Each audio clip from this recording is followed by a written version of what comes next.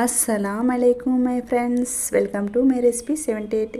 ఇవాళ మన రెసిపీ ఏంటంటే నెత్తల ఫ్రై అయితే చూపించబోతున్నాను. చాలా టేస్ట్గా, చాలా సింపుల్గా ఉంటుంది. అలాగే నోట్లో వేస్తే అలా కరకరలు ఆడుతూ ఉంటుంది అనమాట.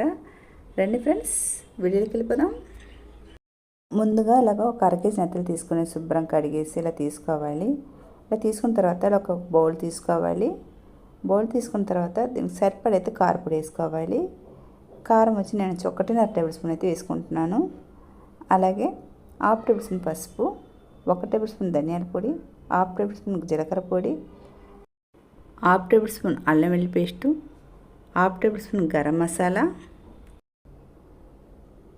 1 టేబుల్ స్పూన్ కార్న్ఫ్లవర్, కొద్దిగా బియ్యం పిండి, సరిపడా సాల్టు, ఒక నిమ్మకాయ తీసుకొని దాంట్లో సగం నిమ్మకాయ తీసుకొని ఇలా పిండుకోవాలి.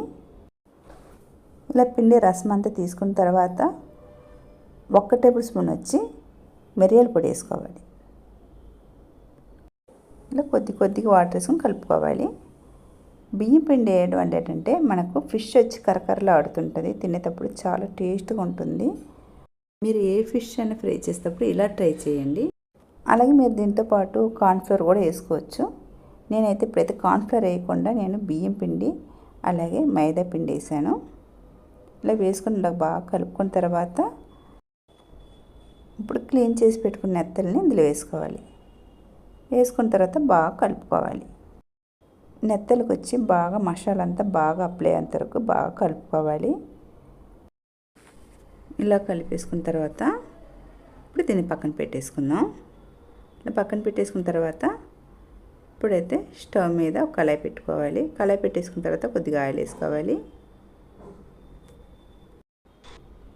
ముందుగా కలిపి పెట్టుకున్న నెత్తల్లో కొద్ది కరివేపాకు కట్ చేసుకుని వేసుకోవాలి. అలాగే కొత్తిమీర కొద్దిగా కట్ చేసుకుని వేసుకోవాలి. ఇలా వేసుకున్న తర్వాత బాగా కలుపుకోవాలి.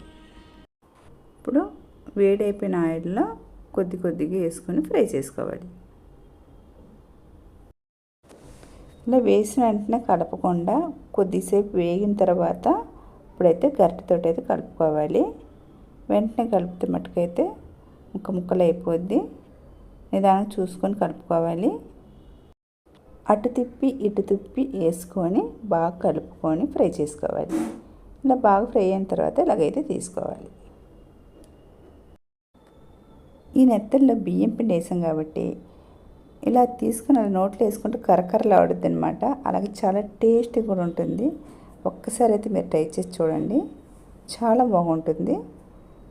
ఇలాగ మొత్తంగా వేసుకొని ఫ్రై చేసుకొని తీసుకోవాలి.